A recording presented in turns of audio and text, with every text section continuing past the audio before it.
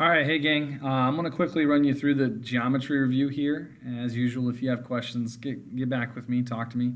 Otherwise, hopefully this is a good preparation for your test. So here we go. Let's take a look. If I go ahead and take a look at the first section, underneath each image, identify the correct transformation that has taken place. If you look here, I know it's very vague, it's hard to see, but there's a turning motion that is taking place to go from this figure to this figure. So I'm going to say that this one is a rotation. Okay. As I look at number 2, triangle ABC to triangle A prime, B prime, C prime, that there's just a sliding motion that's taking place. I'm just going downward, down and to the right a bit. So I'm going to say that this is a translation. All right. And as you can see here, it looks like it's across the x-axis. We have this shape mirrored onto this shape. That is a reflection there. Okay. Name the segment AT under reflection across x equals 2.5. So if I go to the x value of 2.5 and I draw a line right there, I'll do that right here. Okay. We want to name this segment after it's been reflected across this right here. Now, if you look, this segment as a whole is 1.5 units away from the line of reflection. So if I go 1.5 units to the other side of the reflection, there's a half, there's 1. What is segment AT? It's actually segment MH. And so I'm going to put down here, name the image AT under reflection across x equals 2.5. AT becomes MH when it's reflected across there, or it maps onto, okay? Which transformation best describes what is occurring from triangle ABC to triangle A prime, B prime, C prime? So here we are, let's see here, ABC, and we're going to A prime, B prime, C prime, which is this one right here. Now, if you notice, these are equal but in the opposite direction. This is the same length. This right here, same length here and same length here. Here, same length here and same length here. What is that? That is a reflection. Okay.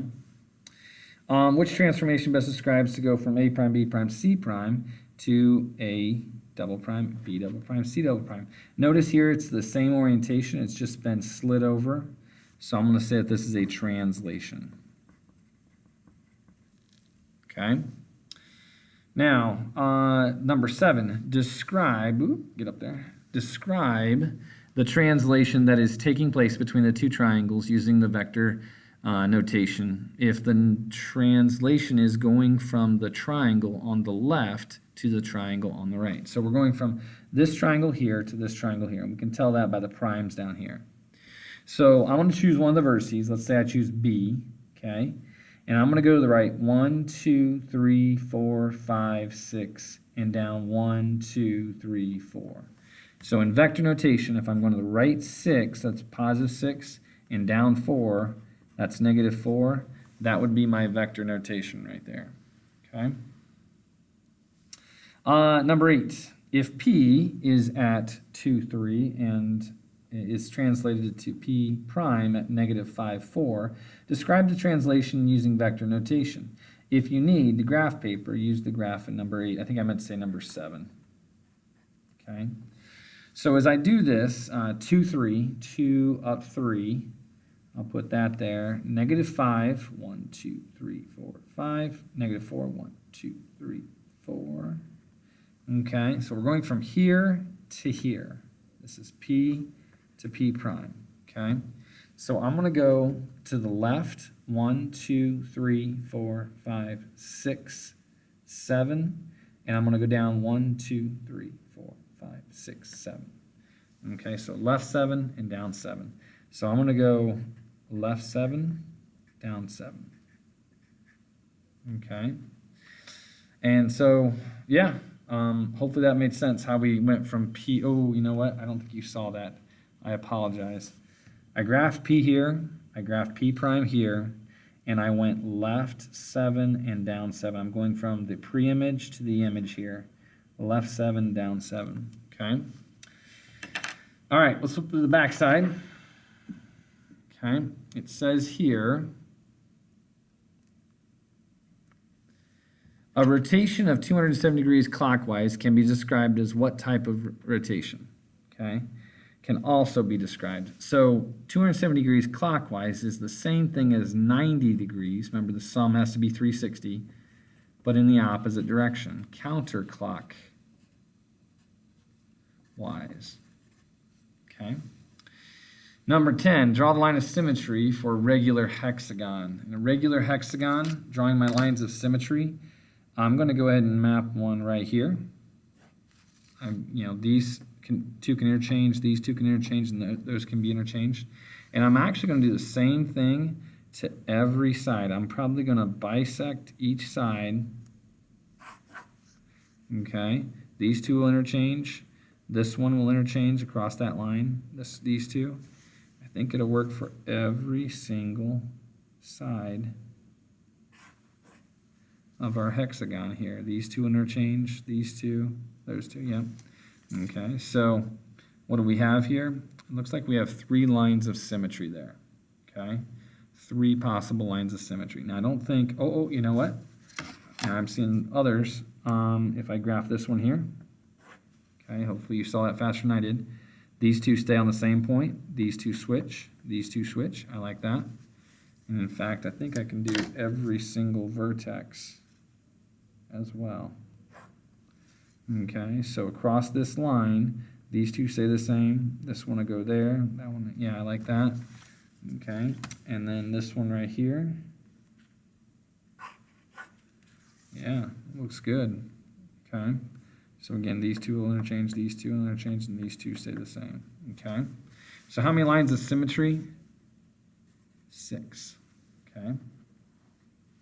If you look at the clock, when the time is on the hour, so let's say noon, okay, the minute hand is on the 12. Very good. What is the degree of rotation of the minute hand when the time goes from the hour to 32 past the hour? Okay, so as I look at this, on the hour would be right here. 32 past the hour would be, here's 30, so 32 would be like just a bit more, okay? So if I want to know the degree of rotation to go from on the hour to 32 past the hour, I'm going to need to figure out several things here. One, I'm going to be thinking about a number that's bigger than 180, okay? So I think I would set this up as a proportion. I know we haven't talked a lot about proportions yet this year, but if I do 32 minutes out of 60 is how many degrees out of 360? I think that'll help me figure out what my answer is supposed to be, okay? So as I do this, cross multiplying, if you remember from last year, cross multiplying, 60x is equal to 32 times 360. 11,520. Okay, and if I divide through by 60, divide that number by 60, that gives me 192. Make that a little darker, 192. I said slightly greater than 180. 192 degrees is what we're looking at there, okay? To turn from here all the way around to there, okay? All right, now on to the last two. Part A, we're going to graph all these parts with different transformations. P is at -1,4. Q is at 3, -5. And R is at 5, 1. P, Q, and R, okay? Now, on your test, I've made each one of these worth 1 point. So if you need to double check your work in Desmos as far as when I say 1 point, 1 point for Q, 1 point for P, and 1 point for R, okay? So I'm basically giving points away here, just don't graph them incorrectly. Now we're going to reflect across the y-axis. Well, the distance from here to the y-axis is just 1, so I'm going to put P prime is right there. Distance from here to the y-axis is over 1, 2, 3, 4, 5. So I'm going to do the same thing on the other side. 5, 1, 1, 2, 3, 1, 2, 3. So there's our first movement across the y-axis.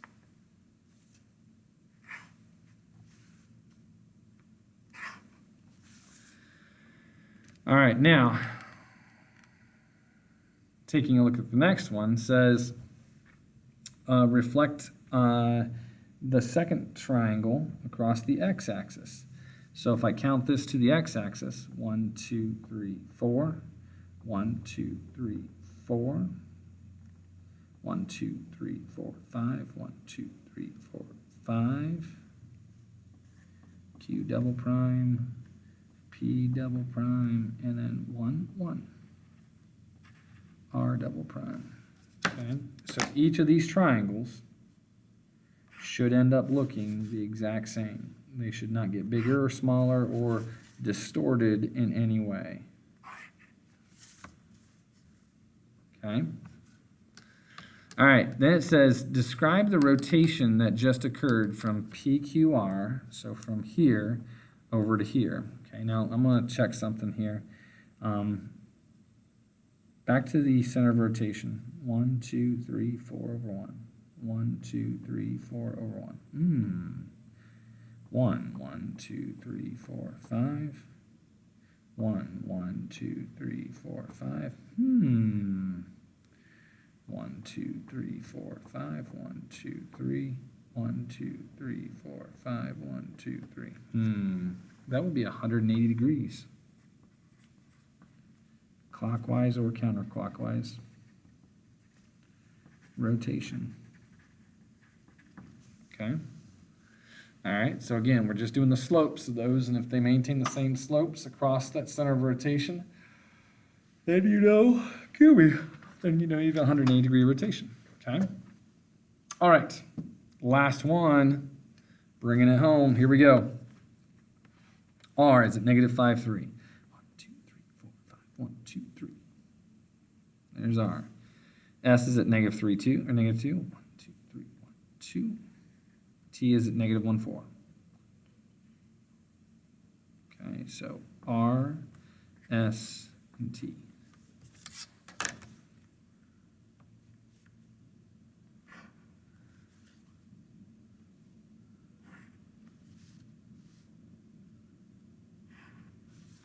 Okay, now we want to do a 90 degrees clockwise rotation. I want to go this way, turning it 90 degrees this way.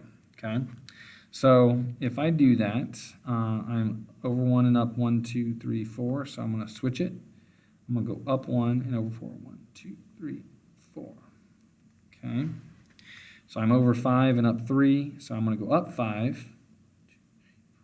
1, 2, 3.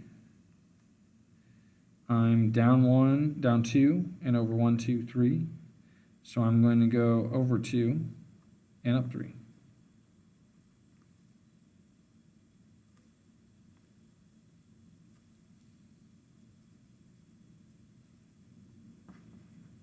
Just taking a moment here to make sure I graph my points correctly. Okay.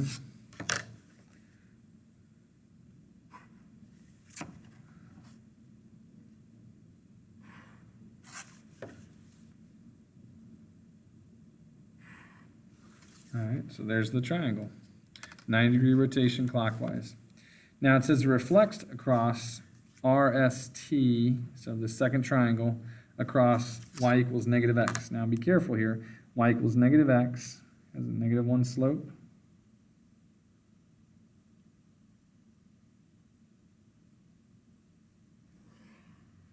And that is the line we want to reflect it across. Okay?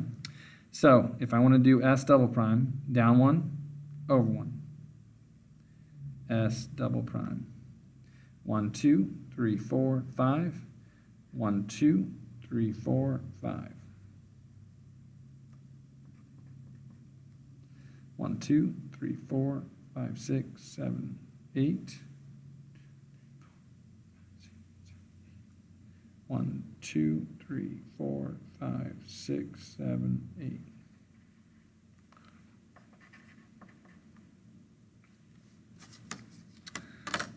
And that's where your last one should lie.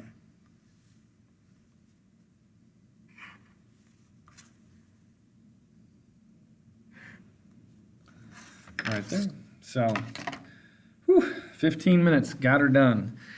Anyways, as I said before, if you're struggling with anything, let me know.